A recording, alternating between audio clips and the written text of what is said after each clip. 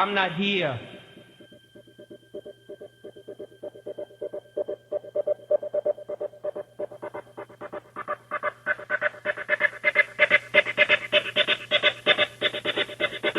Madonna calls, I'm not here.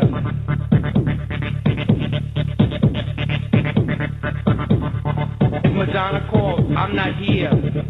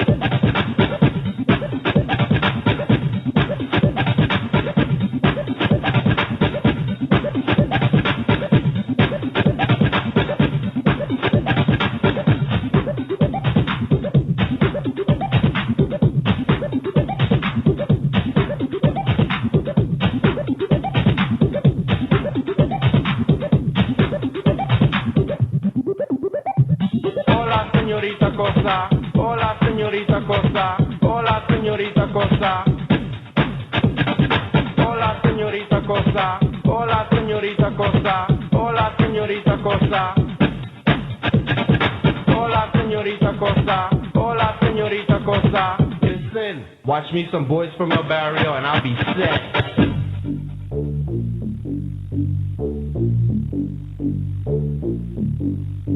I'll be set.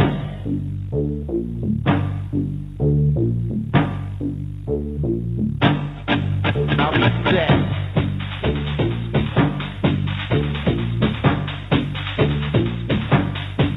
I'll be set.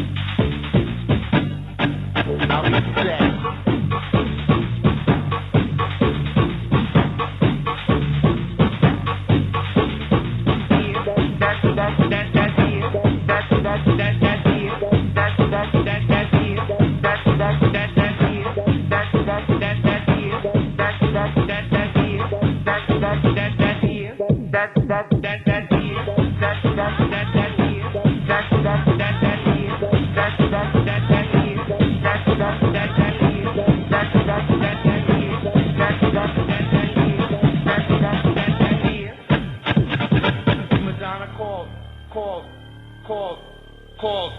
call.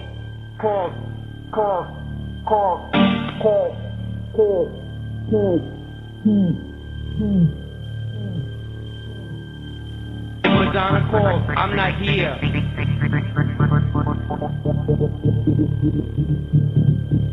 If Madonna calls, I'm not here.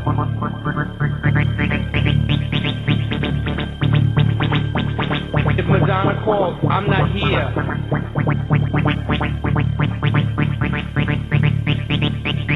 If Madonna calls, I'm not here.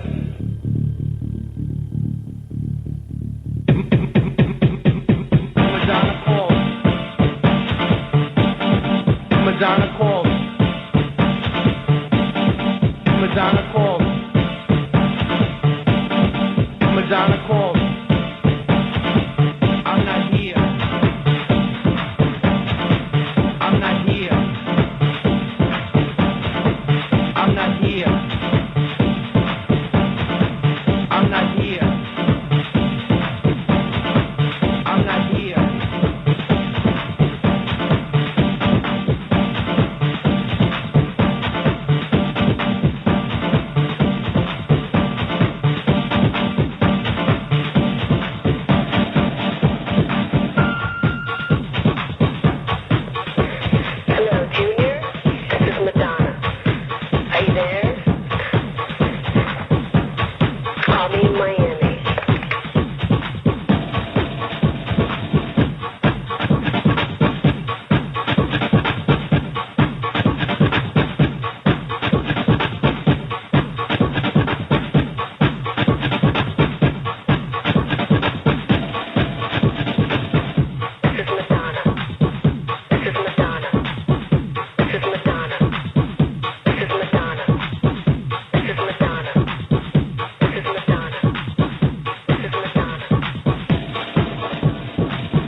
She calls, disconnect her.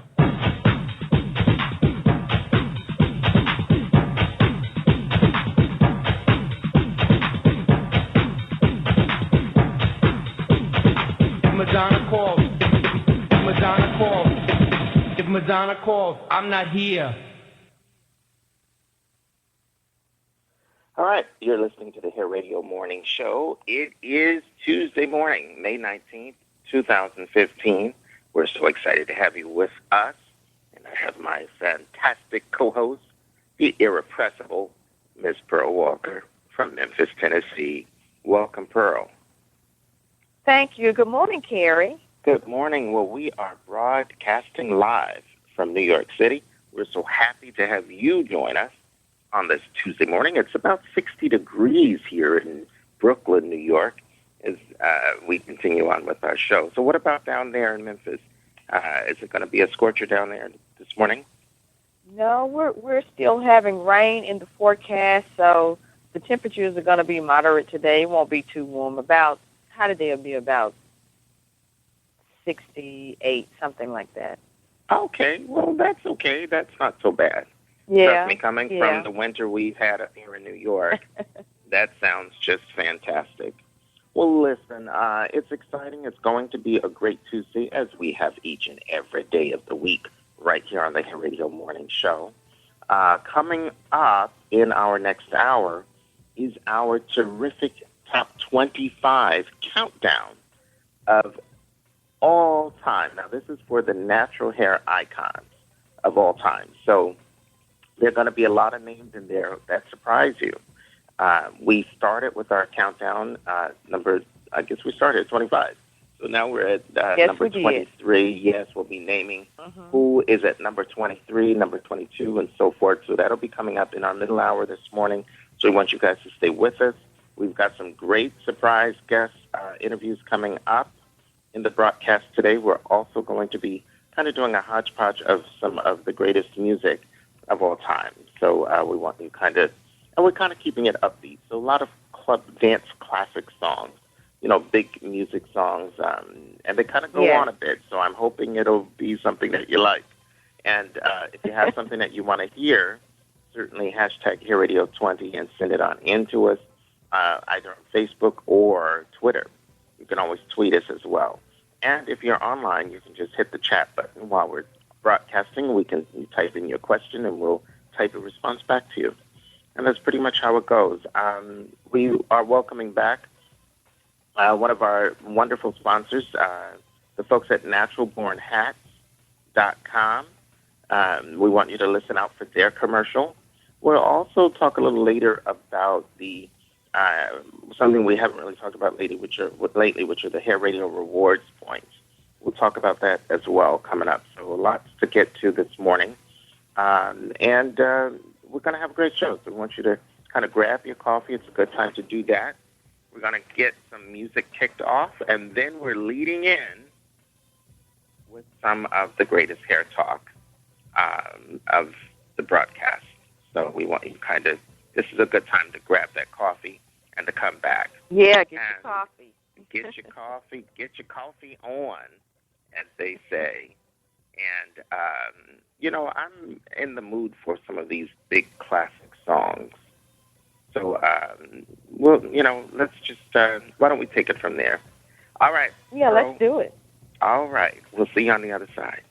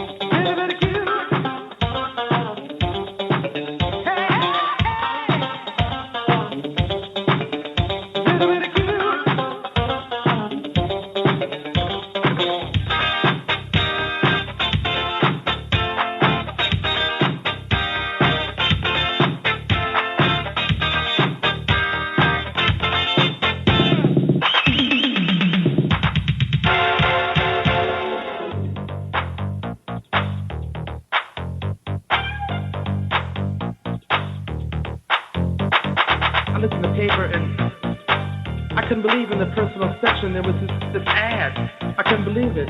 There was this ad, and it was like everything I ever wanted. I couldn't believe it.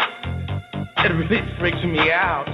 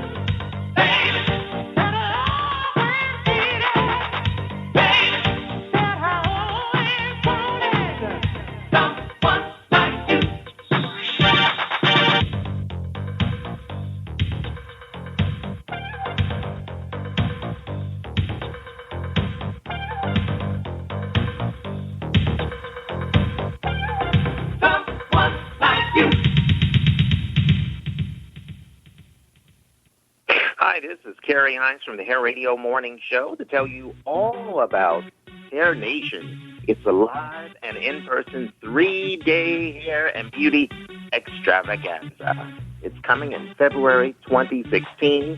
If you are in the hair and beauty industry, you don't want to miss this event. Go to hairradio.com or call us at 1-800-526-2610. And it's 1-800-526-2610, extension 2. Hi, Hair Radio Show fans. This is Shanna Van Ness, creator and host of my new talk show called The Living Room. Tune in at www.thelivingroom.tv.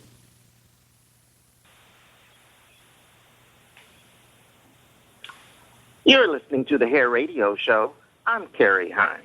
Now, today we have a very special guest with us on the line. Her name is Vaughn DeCarlo. Now, Vaughn, I want to take a moment and welcome you to the Hair Radio Show. Thank you so much for having me. Now, listen, it's our pleasure. Now, you are a singer, an actress, and a TV personality. Yes. We're going to absolutely tell us a little bit. I mean, you've done so much. We're going to definitely get into that.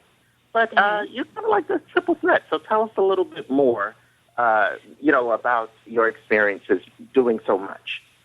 Yes, well, I like to consider myself a jack-of-all-trade, master multitasker, and I think that just comes from being a mother. I'm also a mother, and I know in the entertainment business everyone likes to pigeonhole you, but it's not surprising to me that there are artists out there that do many different things. It's just that it's funny for me that my path has taken me into a place where all of these things are on the forefront almost at the same time. Whereas with other artists, you see it little by little. But with me, it's like all coming to the forefront all at the same time. So everyone's like, oh, my God, how do you do so much? And it's really all about time management and being in the moment. And I'm the type of person, like a lot of us, we live in the future and our next project and the next this and the next that. But you also have to, really find yourself in the moment so that you are making sure you're planning your goals out properly. And just, it's not hard to multitask if you love what you're doing.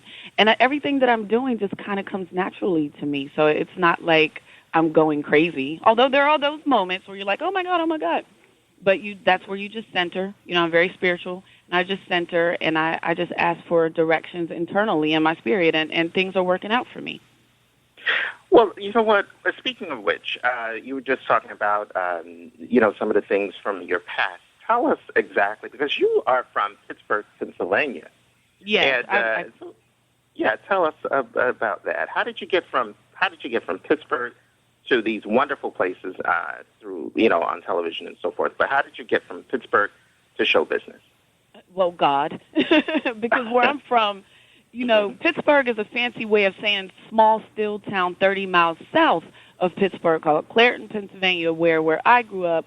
And at the time I grew up, little projects girl watching TV and seeing all these amazing artists and wishing and dreaming. It just wasn't a realistic dream where I come from.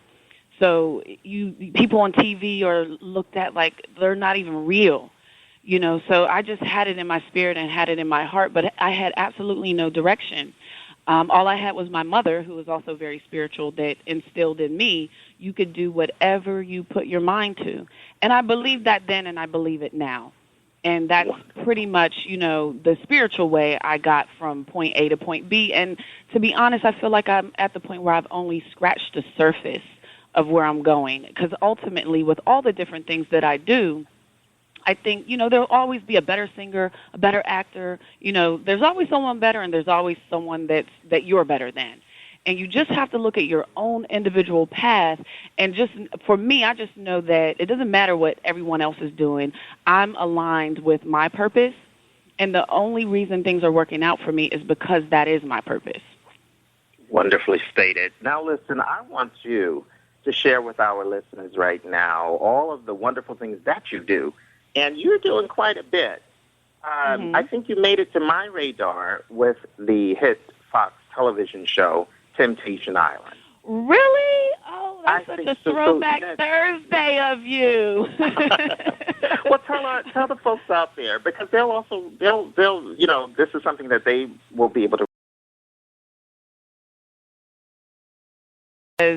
That Temptation Island was a Fox hit a long time ago before reality TV blew up to be what it is. Temptation Island was one of the first shows that really, really had a massive audience and really blew up. But for me at the time, I didn't blow up. And it really made me, I was the first woman. There were singles and there were couples. I was one of the single girls on the island, on Temptation Island. And in the very first episode, the couples got to vote. The guys got together to vote one single guy off that they thought was the most intimidating. And all the girls, the couples that were there as girls, got to vote off the one single female that they thought all their guys would go after. So that was the first episode, and they got to get rid of those people. And I was standing next to this gorgeous model. She had, modeled in Playboy or something. She was gorgeous, beautiful, voluptuous Asian woman. And I'm standing next to her, and I'm thinking to myself, boop, you're out of here, girl. I will vote you out of here in a second. And it turned out to be me. I was voted off as the most intimidating female on the show, that all the couples thought that the guys would go after me. And I was like, oh, how okay. But it was a blessing. The biggest compliment in the world. It was a huge compliment, and I took that compliment and I put it in my pocket. But what I learned from it as an artist, I went from trying to be famous, because that was when I first got to New York. That was actually the very first audition I ever went on, and I booked it. Wow. And I went from wanting to be famous to wanting to be a really good artist. And that show and that experience, when it didn't, I didn't blow up from that. No one was beating my door down or anything like you would think at that time with such a huge show. And I think that was God's way of telling me, honey, you have a bigger purpose than being famous. Your fame, so to speak, is going to be attached to a purpose of inspiring people, and you have a path to take before you get there. And that's the path I have been on ever since, in really honing in on my skills and understanding why I'm even doing all of this. And I don't come from an easy path, and I don't believe that I went through all of these things I went through in the business to get to where I am and where I'm going just to do it. It is certainly in line with God's purpose. And ultimately, I just want to inspire people, whether it's through my music or my acting or my book or anything that I'm doing. Hopefully, whatever I do, maybe it can inspire someone to go after their dreams, because it is possible. You can do anything you put your mind to.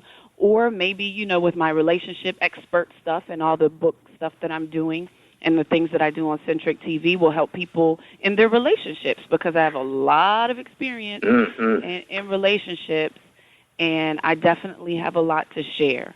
And that's my ultimate purpose. So I don't care if I ever make it to the point where everyone is just falling out over my talent, as much as I want them to hopefully fall in love with what I have to offer as far as the inspiration behind everything that I'm doing. Absolutely. Now, I want to get to this book. You have got to tell our folks out there about your upcoming book. Yes, the book is called Speak Fluent Man, The Top Things Women Should Consider Before Blaming the Man. And I was in a relationship with comedian Patrice O'Neal, if you're familiar with him. Hopefully so, because he was very well known for his very strong opinions about women and relationships, almost to the point where people considered him a misogynist, which he was absolutely the opposite. He just was a man of truth, and if I could quote him, he would say, for some reason, man honesty becomes misogyny for some reason. And I subscribed to a lot of his philosophies, and we had a very successful relationship up until he passed away, which was November of 2011. And he was encouraging me, when he was still here, he was encouraging me to write a book because he said, women listen to you differently than they listen to me when I'm saying these things because you're a woman. So my approach with it, with the book, I named it Speak Fluent Man just to say, I'm a woman and I want to think like a woman, but I want to understand a man.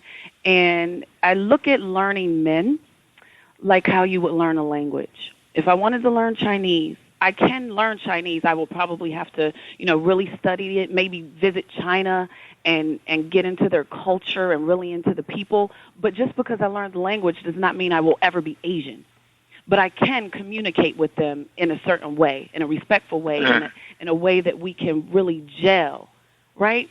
So that's how I'm looking at it, and that's why I named the book Speak Fluent Man, because I have learned man language, and I want to share that. So I'm talking about double standards and entitlement and trust and jealousy and sex and all these things that sometimes we are on the losing end of this. And I want to help, women not be on the losing end of it, because a lot of times we're forcing men into things as opposed to understanding them like we want them to understand us. We're not so willing to really understand them. And I want to be a part of changing that viewpoint. And I've done it successfully with my relationship.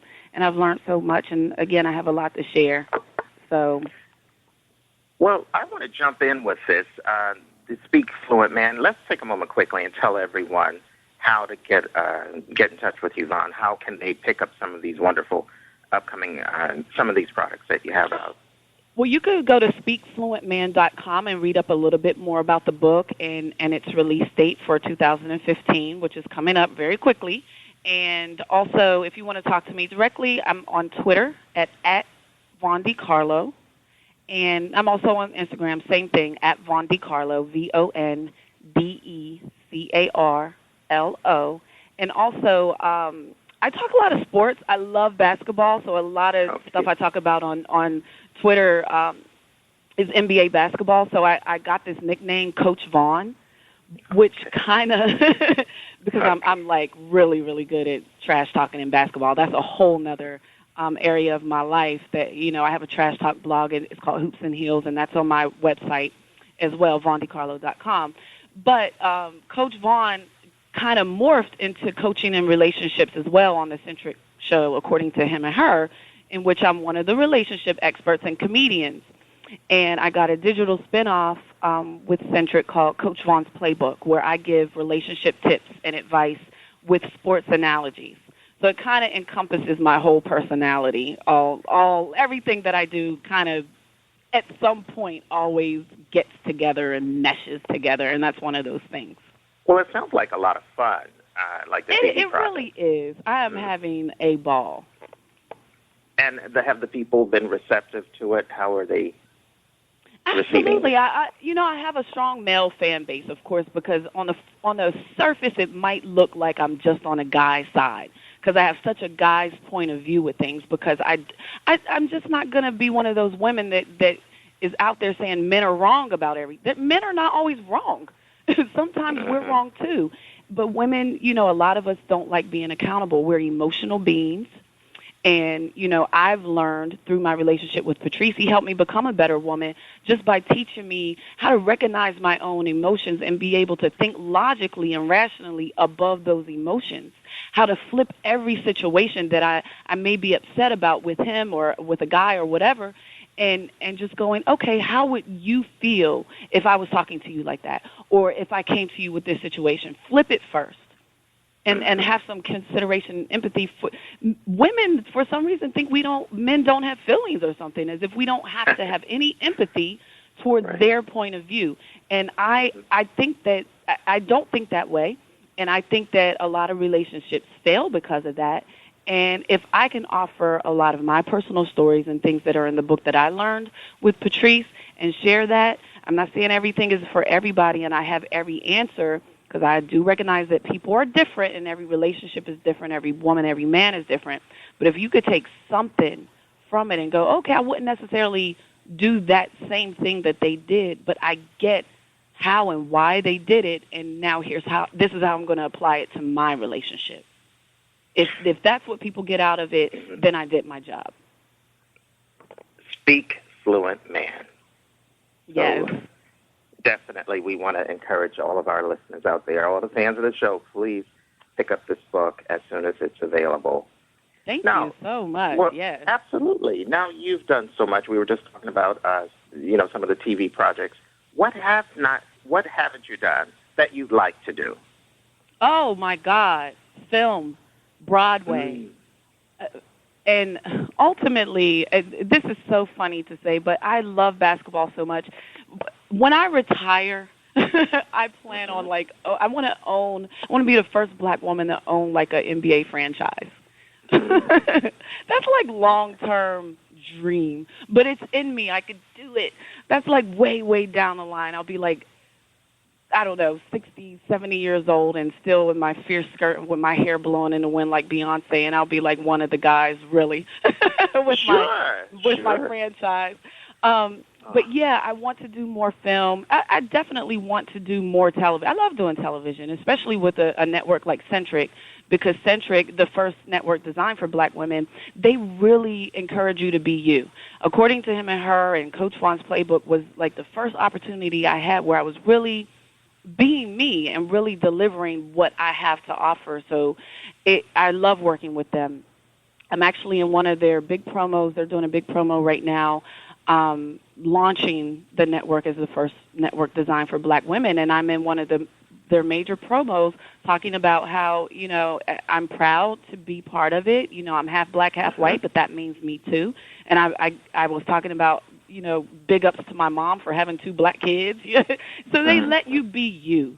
You know what I mean? Wow. It's some networks wouldn't let you say stuff like that, but Centric is such a good home for me right now. But yeah, I definitely want to get into film and be able to take, whether it's comedy or drama, to the stage as well. I love singing and doing Broadway. I'm in a musical improv group. I love doing improv. And all of these things, again, it sounds like a lot, but really it's just me being me and I love doing projects where I can include all of those things in one. Well, it sounds like you are just off and running.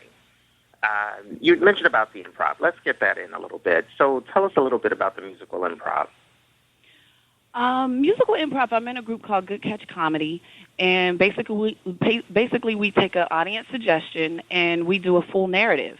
So we make up a musical on the spot. You could say, wow, Monkey Grease, and we'll go, welcome to Monkey Grease the musical, and we're off and running. Every dance move, every song, every scene, every character, it's all made up right on the spot. So it's just such a sounds like it comes from such a creative space. Yeah, amazing. I think that's why I like doing it so much, and it's made me stronger as an actress, as a singer. It just puts you in a place where you're on the spot and you just go.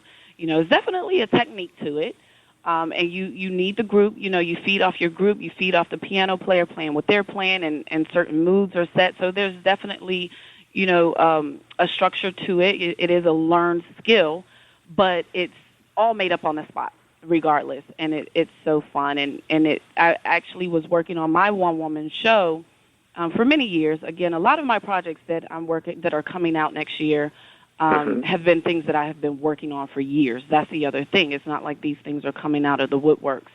And just working and doing improv has put me in such a creative space to do my one-woman show, Lasagna. It's just put me in such a place to be ready to do that. Okay. Now, speaking of lasagna, tell the folks a little bit what it's about. Lasagna is a show about love, loss, and hope. It's an inspirational show. It tells my story of the things that I went through after I had my daughter and went through a lot of body issues, postpartum depression, and, feeling like if pretty is all you are, where do you go after that if it's stripped away from you, which at that point, the place I was in my mind, I felt like it was all taken away from me. Like I went from 145 pounds to 212 pounds, and my body was stretched out. And, I went into this state where I just didn't even know what to do, especially being in the entertainment business. You feel like you have to look a certain way, and then all of a sudden you have stretch marks everywhere, and you're like, oh, my God, what do I do? So I filter my everything into my art. And, again, I think that's I'm not very shy in the sense of sharing my story. A lot of people like to hide themselves, and I think that's my biggest skill that God gave me is the courage to be able to say things and not be ashamed. But it was a process to get there, and that's what lasagna is about. And it's called lasagna because of the loose skin and stretch marks that you get on your lower belly. Some women, on your lower belly, it kind of looks like lasagna. And Patrice named that for me. He called it lasagna. And the one-woman show incorporates a lot of stories that you may hear in the book. You will see, in the monologues in the show, and some of the music that is attached to that is written based on the loss I had in him and how he helped me to rise above my own prettiness and become a better woman and a more secure woman with my body issues and becoming a better woman in general, but a wife and a mother and all these things that I learned from him is all incorporated into that as well. So lasagna kind of ties into the book, although it's not like I'm acting out the book, but there's a lot of the same things that you'll learn or read about in the book you will also see in the one-woman show. And that's both, 2015. Well, listen, you have just, you're establishing such a terrific legacy, shall we say. So this is something that Patrice would be very proud of. So, I think so. I really do believe that because Patrice and I just weren't in a loving, romantic relationship for 10 years. We worked together as well. And he was getting himself into a position where he just wanted to help I remember him saying, I just want to, I don't even care if I do comedy anymore, if I'm on TV. I want to get myself into a position where I can help people I believe in. For instance, his special Elephant in a Room on Comedy Central. He was so proud because he worked hard on it and he loved it. He felt like it was his best work. But he talked more about the fact that he was able to give me the opportunity. I wrote the theme music for Elephant in a Room. That's my music on there. And he was so proud to even be able to present me with that opportunity. Now, he didn't just hand it to me. He told me it was between me and Run DMC's Rock Box. He's a perfectionist. He wasn't just going to take anything. And I think I wrote like 6 songs before he approved one. And I was getting to the point like, oh, my God, I'm never going to do better than your favorite song in the world, But he was like, no, I want my own theme music, and you know me. You know your man. You know what I should be walking out on stage with. Do that. He didn't want me to copy Rockbox. He wanted something original. So I was really proud to be able to do that for him. I finally nailed the song 6 songs later, and he went, that's it. And, by the way, they need it by Monday, and it was a Friday. So I worked over all weekend on it, and he was so proud that he was able to open that door for me. And it's the first published song that I have. And it wasn't just me. His opener, Harris Stanton, who was recently in the accident with Tracy Morgan, because he was opening for Tracy now at this point, but he was Patrice's opener as well. And he was so happy when we did Elephant in a Room for Comedy Central. He was able to put Harris in a position to open up for him, and he said, look, I don't want him to just warm the crowd. I want him to do his full set. I would like Comedy Central to tape it and put it on the bonus material. I would like for, you guys to consider Harris for his own half-hour special. Let this be his audition tape for you. that was his mission. He wanted to help everybody in his circle that he believed in, and he just wanted to get in a position to do that. So coming full circle to the fact that he's gone, and that I feel like he's probably proud of me, is that I'm still alive to carry on his legacy and to do the things that, I feel like I'm very strong because of him, and I'm proving it by being able to do all these things that I'm doing, even after him being gone. And I was able to release his 2 comedy albums, Mr. P and Unreleased. If people haven't heard that, please go check them out. It's on iTunes and also on his website, patriceo'neal.com. And, the record label reached out to me and said, Vaughn, we have Patrice's comedy album that he recorded, and we have your notes. What would you like to do with the album? We have your notes that Patrice sent us. So people knew that we worked together. I wasn't just in a relationship with him, like that. We were a working relationship as well. And wow. I feel so proud to have the responsibility of his legacy, because I not even arrogantly saying there's no one else that knew him the way I did and that can put his work out there the way I can, because I always put on my Patrice hat. It's not what I think, it's what I know he would approve. Wow. And if he won't approve it, I'm not going to approve it. There's been people that want me to sell Patrice O'Neal T-shirts, and I won't do it because he wouldn't do it. He did not like merchandise, like T-shirts and things. Now, I'll sell a Von DiCarlo T-shirt in a minute. Right, that's a different I story. don't personally mind merchandise for my fans, but it was something that he didn't like, so I'm not going to go against that. Right, so I take my responsibility, very seriously, and I'm very proud of him and what he accomplished up until the point where he went, home. And now I'm here to carry that on and even take myself further to my next chapter.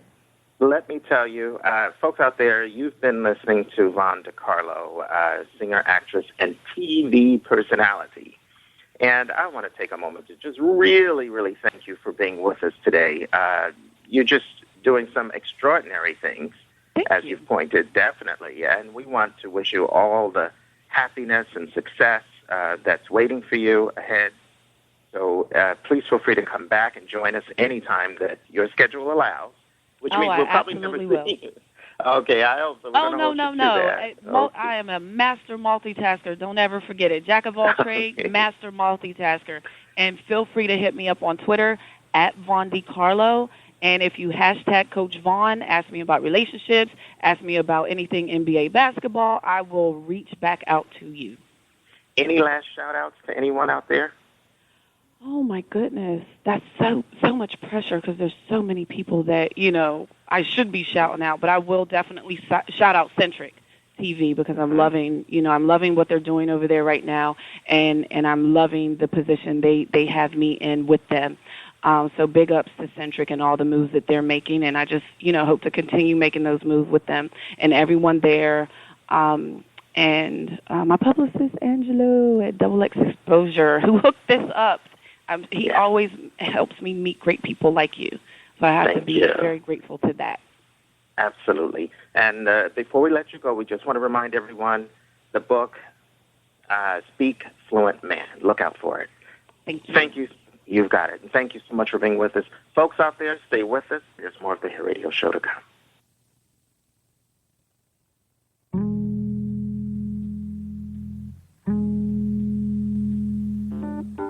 Last time I saw him, he sweetly kissed my lips. Last time I saw him, he said, I'll be back for more of this. Last time I saw him, we were crying at the bus. I knew he hated leaving, but he had to set us up. I gave him money, I know I invested well. Mama doesn't trust him, but he loves me, I can tell.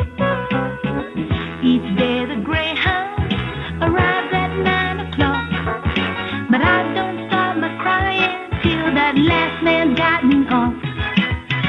Last time I saw him, last time I saw my honey, last time I saw him he was Greyhound bound, but I'm still waiting here without a fear that bus will someday turn around. I had no letter, it's been 6 Christmas made it better. I tried forgetting him, but I loved him more than ever. I have decided I've waited long enough. If there was nothing wrong, he would return right on that bus.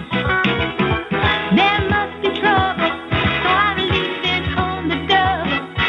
If he can't get to me, I know he needs me desperately. Last time I saw him, last time I saw my honey, last time I saw him, he was looking fine. And as he waved goodbye, he said, don't cry, I'm coming back, come rain or shine. Last time I saw him, last time I saw my honey, last time I saw him, he was way down by. And as he waved goodbye, he said, don't cry, honey, I'm coming back, rain or shine.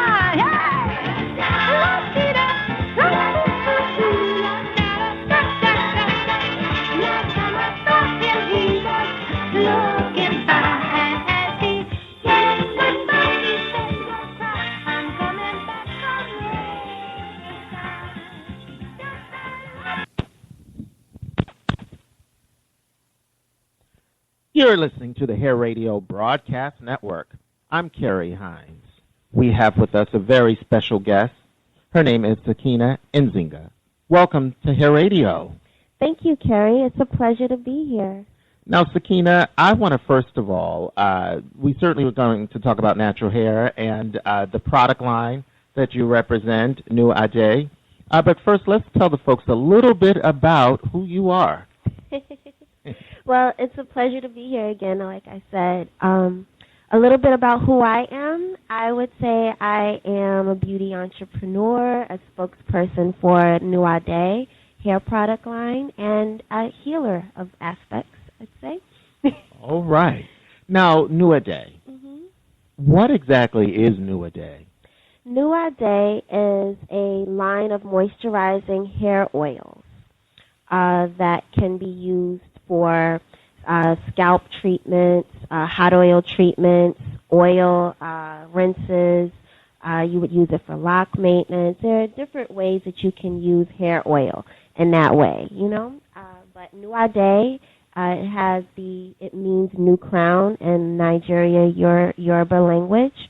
And new crown, meaning we would want people to associate their hair care as if they're taking care of a crown. And so that's why it's called New Ade in that way. We love it. Now tell the folks, and we certainly have a whole lot to talk about today, but let's just let them know if they're interested in buying New Ade or finding out more about New Ade products, how would you direct them? You can find us online. We sell retail and wholesale at mynewade.com. Wonderful. Now, we want to tell everybody out there listening to you right now and listening to us that you will be coming to the Hair Radio Broadcast Network. And we're excited to have you. Yes, that is the most exciting news of the day. Yes, I will be coming to the Hair Radio Network. Yes. Now, you bring with you a lot of direct experience, a true legacy and lineage in the natural hair world. Tell our listeners just what that means and who you really are. Yes. I would say, yes, I do have a very rich lineage, I'd say. My mother was the first natural hair salon. She opened up the first natural hair salon in Brooklyn back in the 80s. I'd say she's written a book on natural hair care called No Lie, an African-American woman's guide to natural hair care. And she's created this product line. She's also was very active in establishing the natural hair licensing in New York. So that's where I come from. I'm a daughter of a natural hair pioneer. Let's give her a shout out. Yes. To Talani Kennard. Hi. Hope you're listening. I'm sure she is. Mm-hmm. Now we want to certainly having that kind of legacy to continue. We want to talk to you. What does natural hair mean to you?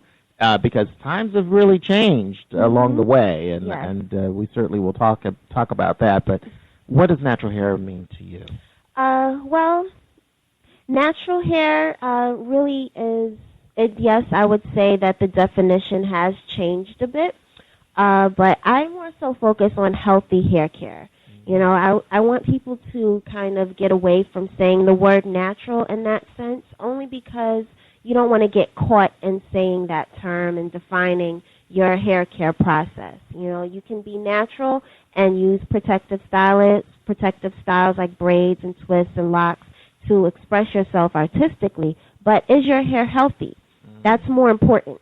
You know, so how are you caring for your hair is where I come from. You know, in terms of what kind of TLC are you giving yourself when you're taking care of your hair. And what else would you suggest when you know, as you were just saying, that you rather say the word healthy and substitute that for natural? Because natural now, is it being used a bit loosely for your taste? I mean, am I putting words in? What do you think about that? Well, I would say, you know, the transition to wearing your hair natural back in the day was more so for Pan-African political reasons. Nowadays, people just want the education in terms of how they would wear their hair in its natural state. And a lot of people haven't seen their natural hair texture, you know, but it's more of a psychological trend and shift to understanding more about yourself. Now, I have to, and folks out there, if you've just tuned in, you're listening to the Hair Radio Broadcast Network. I'm Kerry Hines. We have with us actually live in the studio, Ms. Sakina Nzinga of New Ade, and we are happy to welcome her to Hair Radio in many ways. Thank you. It's so exciting to be here. You know, this network is very needed in terms of establishing different topics about the hair industry and really highlighting stylists. You know, this is exciting. Thank you for having me. It's our pleasure. Now, we want to, speaking of coming to the Hair Radio Broadcast Network, we want to tell the folks a little bit about what they can expect to hear when they tune into your show.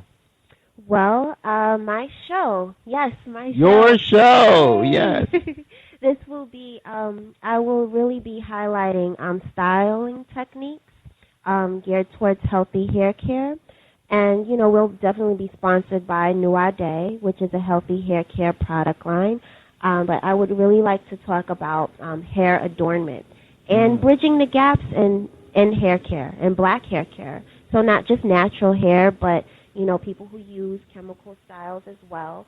But really highlighting the artistic expression of what black hair care can do. And what are some of the things it can do? Well, you can twist it, braid it, weave it, perm it, cut it, color it. You know, but you want to highlight the proper techniques to do these things, you know, and really highlighting what healthy hair care is about. Well stated. Well, again, if you've just joined us, we are just chatting live in the studio with Ms.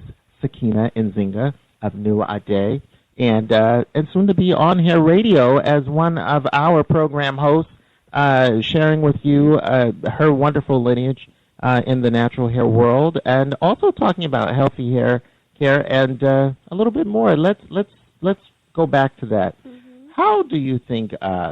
We've talked a little bit about, you know, from the transition from the old to the new, and speaking of transitions, we've talked a little bit about, you know, for those folks out there who are transitioning from relaxed hair care, so to speak, or having a relaxed style into a natural hair state. How was that transition? What was that transition like for you? Actually, I didn't necessarily have a transition. I've been natural my whole life. Really? You know, I'm one of the original natural hair people. You know. Wow. I remember what it was like back in the day to not really be accepted socially for wearing my hair in its natural state. And now it's more accepted, you know, in terms of wearing my hair in its curly state or wearing braided hairstyles. Nowadays, I wear a style, I'd say a couple of times during the year where I'm wearing micro braids with beads, adornment, and I get a lot of reactions. I get a lot of compliments about it. But when I used to wear these styles when I was younger, I was teased a lot in school, and I had thread wrapping and stuff. Now it's more appreciated, and I appreciate that good feedback now than what I experienced back in the day. Wow. So I would say that is a transition that I have seen over the years, that natural hairstyles or African censored hairstyles are more accepted now than they were before. So that's my journey in terms of highlighting what the transition is. But in terms of people transitioning nowadays, I would say that it's more of a psychological trend where people are accepting themselves as they are, accepting their natural hair texture and learning more about it. I think it's a beautiful, beautiful experience to highlight and to talk about. In which they'll be able to do that right on your show. Yes, they coming will. soon, yes. And so what we're going to do is keep you informed. We will certainly post it to the Hair Radio website and talk about it right here on the network when you'll be launching, because we want everybody tuned in to what you have to say. Very interesting and some great topics to come. I took a little sneak peek. I'm excited to have you on the network. So yes, indeed. We really want to highlight hair adornment, protective styling, talking about what the definition of natural is. And if the term is still needed, now that the industry has grown and we're becoming more accepted with curly hair care definition or not, or, braided hairstyles being more accepted, and locking being more accepted, is the term really needed anymore? That is my question, and I'm sure it'll bring up a lot of controversy and people will want to talk about it more. Yeah. But also really highlighting the stylist, and I am very excited to have a show on the Hair Radio Network, where we are highlighting stylists in the industry, because there are people that have taken their life dedicated to styling black hair. And we can do so much with it. It's so beautiful to be able to talk about all the things that can happen with our hair. Well, we want to remind everyone, and certainly down the road we will be having the Hair Radio Awards that we will definitely, our panel will be looking at all of you guys who are on our network. So we also want to invite you guys out there listening right now, if you're in the hair business or the hair industry, and for those of you who are the hair enthusiasts, we want you as well to send us any questions that you may have or contact us. We're happy to share information with you, and this is a show, that is, as Sakina was just saying, we're doing all of this wonderful stuff for you, the information that we are looking to impart. Exactly. Our motto is to bridge the gaps, bridging the gaps in black hair care. So we're not just talking to natural stylists, we're talking to traditional cosmetologists, we're talking to everyone, to bridge the gaps in black hair care, to bridge the gaps in the hair industry, so that we can all be on the same page in terms of acknowledging healthy hair care practices, acknowledging where they come from, and practicing them more often. Now, you know what, Sakina, I would love to get your opinion on this, and this is just switching gears just a tad on natural hair and the entertainment world out there. Years ago, you really didn't see too many images of the celebrities with natural hairstyles. What's your take on that? Where do you see it now, or did you notice it? I am so excited to see them on all of these networks and commercials and award ceremonies. I think the most prevalent moment was when Viola Davis came out and accepted her award in a natural hairstyle. Of course, we have the neo-soul artists like Erykah Badu and Jill Scott, that flip back and forth, but they show the versatility of the different styles that can be worn. I mean, Erykah Badu is not afraid to wear a straight hairstyle like Jill Scott, but then they'll also go back and forth between, wearing an afro or a braided hairstyle at the same time. I think it's beautiful. We have Janelle Monáe, we have Chrisette Michele, and even the men, like Wale, his new video is out now. He has a wonderful lock style that's and the patterns that are in it is so beautiful. And I am excited to see what is to come. You know, we have Solange now that's wearing her hair in a natural state. And, you know, they'll say people will talk against Beyonce wearing a blonde weave and all of the other artists that wear the straight hair weaves and stuff. But, you know, my motto is hair expressions. The way you want to wear your hair is an artistic expression. The question is, are the proper techniques being taken to wear your hair in that state? You know, are you abusing it? Because we have Naomi Campbell that wears her hair in weaves, but you've seen pictures of her where, you know, she's losing her hairline. Now, why is that? You know, because is that hairstyle that she was using, was that being abused, and what kind of message is that promoting? You know, I think that a lot of people have abused Eurocentric hairstyles because they're not used to understanding how to take care of their own hair texture. And I think that now that we have celebrities that are wearing different hairstyles and different options, that they're bringing more awareness to how many different styles can be worn, and, you know, healthy hair care techniques that can be taken up and practiced. So I am excited about this industry. Yes, and you will be sharing so much on your show. And again, guys out there, if you've just joined us, you're listening to the Hair Radio Broadcast Network.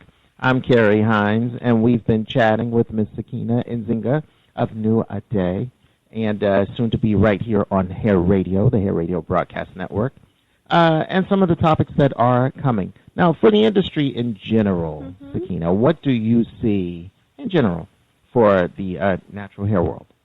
Well, I see that it is expanding rapidly, and I am really excited as to how it is expanding. I think there's more awareness than there ever has been before in terms of how to take care of curly, kinky, coily hair textures, and it's a beautiful thing, you know. But I think that there needs to be more awareness in terms of the stylists that are doing these styles every day, and we need to now establish curriculum in our hair schools. And so I think that it's good that there's more awareness and that it's growing, and I would like to see it continue to do so. Well, before we let you go, we want to remind everybody about New Ade products and what makes them special. Oh, New Ade, which really means new crown. And we want to promote the motto of wearing your hair as if you have a crown on it. You know, how do you care for your hair in a healthy manner? You know, so we have a natural, quote-unquote, natural hair product line that has all natural ingredients. It can be used on all hair textures. And they're really just a line of oils. We have 3 different oils at different consistency based upon your hair texture.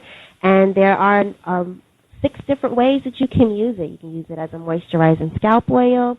You can use it as a pre-poo hot oil treatment.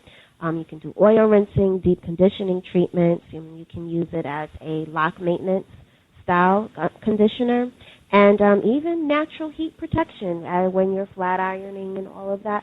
So the products are really great in that aspect because they have a lot of versatility.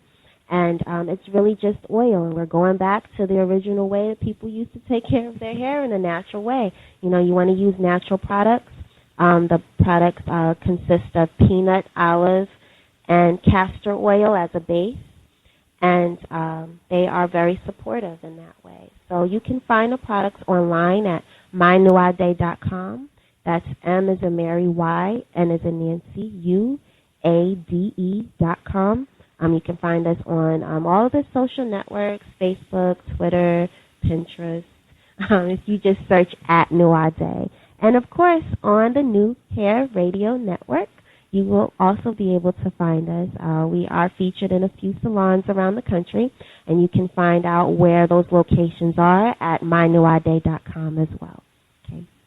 And on that note, I want to thank you for being with us, Sakina Nzinga of New Ade and Hair Radio. It's been a pleasure to be here. Thank you very much for having me, and I look forward to having my own show. You know, we're going to talk more. Thank you. Stay with us. It's summertime, and the ladies of Natural Born Hats have done it again. For the summer season, Natural Born Hats will have fedoras, floppy sun hats, military, and a 5-panel hat that round it off. Different styles, same protection of a satin lining that will prevent the blaze of the sun from drying out your hair follicles as well as burning your scalp. But that's not all. Natural Born Hats will be introducing bucket hats and turbans. So if you're not a fan of the floppy hat, try a bucket hat for the beach. And if you want to hide those braids and twists in the style or for even deep conditioning on the go, try a turban. And if you're going to be in Philadelphia in May, we have an upcoming natural hair show on May 30th. For more information, check us out on Instagram at Natural Born Hats. Now on sale, The Meeting Place, authored by Walter Allen Scott. The Meeting Place is an exciting, hot new release that takes the reader inside the world of the day's barbershop for the first time. Be a fly on the wall and listen in to the truths that are being revealed that you won't be able to put down. It'll grab your attention from page 1, The Meeting Place. Buy your personal autographed copy today, exclusively online at walterallenscott.com. All right, you're listening to the Hair Radio Morning Show. I'm Carrie Hines, and with me, of course, is the irrepressible Ms. Pearl Walker. Again, good morning, Pearl. Good morning, Carrie. All right, folks, we're so happy to have you with us on this extraordinary Tuesday morning. Just a lot of things that we're getting, that we've got to get to, of course. But what we're going to talk about right now is this wonderful countdown that we've been doing, Pearl. Have you enjoyed the top 25 natural hair icons of all time? The countdown definitely. listing. You know, I am definitely enjoying this. Yeah, and it's fun, too. We're having fun with it. It is fun. Well, we're so happy because when we started this countdown of the top 25 of all time, the top 25 natural hair folks who have had the biggest impact on our community, number 25, if you guys remember, we came in with none other. Who was number 25, Ms. Pearl Walker? Number 25, do you remember it? Pam Greer. Yes, I do. Pam Greer. Mm-hmm. Yes, Pam Greer. Yeah, Pam and Greer. then number 24 was Tamara Dobson. Tamara Dobson. Mm-hmm. So those are two kick-butt ladies who were just great. Number 23 is what we're announcing today, and number 22. Okay. But let's start with number 23. Who was number 23 on our list of top 25 natural hair icons of all time? Number 23 is India Arie. Woohoo! India Arie. Yeah. I mean, I love India Arie. She has worn so many different hairstyles. She just is a person who's always changing her look in such a dynamic way. And I think one of my favorite moments with Miss India Arie is that big hit record that she had, I Am Not My Hair. Of course, that stayed with me. We'll get that song on in the next couple of days for everybody. But, yeah, I think that's a great choice, Miss India Arie, for number 23. Terrific. And what do you have to say about India? Oh, she just brings it every time. I appreciate her consistency and just her commitment and to being a natural diva. She's done loose hair, locks, as well as extensions. And she, of course, throws in a head wrap or two. But everything that can be done with natural hair, she has done it more ways than one. And so she's definitely rocking it. And I just love her versatility. And like I said, she's been very consistent on top of being, just a great artist, doing real music in a time when a lot of people say we just don't have a lot of that anymore. Exactly. Well, I totally concur. Not to mention she's just such, if you're looking for role models, not that you should look outside the home, but if you do, she's one to watch. Great lady. I would agree. Mm-hmm. And looks good at 39 years of age. Looking great. Is that all she is? She looks fantastic. Wow, okay. Wow, I didn't know she was 39. Okay. Now, so India Arie comes in at number 23. Who's number 22, Pearl Walker? Erykah Badu, my girl. Ah. Well, what can you say about Erykah? You know, she just redefines what it is to be an individual. She has no boundaries. She takes chances. She has this very unique style. She's eclectic. She's bohemian. She's urban. And then she, brings it all together, and she, even with being edgy sometimes, she brings it all together, and she can be still the feminine goddess, the holistic queen. And she just, she has raised the bar and inspired so many of the natural sisters to make that step and do it. So, yeah, hats off to Erykah Badu. Wonderful. So there you have it, folks. So just to recap, Pearl, why don't you take the list from 25 on down to 22? Let everybody know who those choices are. Sure. Number 25, we're counting down our natural icons. And number 25 natural is hair Greer. Icons. Top natural 25. Hair. Right. Yes. And top 25 of all time. Mm-hmm. Top 25 of all times. And number 25, as I said, is Pam Grier. Number 24, Tamara Dobson. Number 23, India Ari. And rounding off the list for today is number 22, Erykah Badu. Terrific. So we will continue on this top 25 countdown. If you'd like to communicate with us, let us know what you think. We've already done some postings on social media, on Facebook and Twitter and all of that. But you can use the hashtags in both of those places, Hair Radio 20, Hair Radio Icons, Carrie Hines. Any of those hashtags will continue the conversation on Facebook or Twitter. Or just use the chat lines are actually opened up as well. So if you're online, you can just chat with us. Or email us info. Any which way that you want to communicate with us, we're here. And let us know what you think. We're so excited.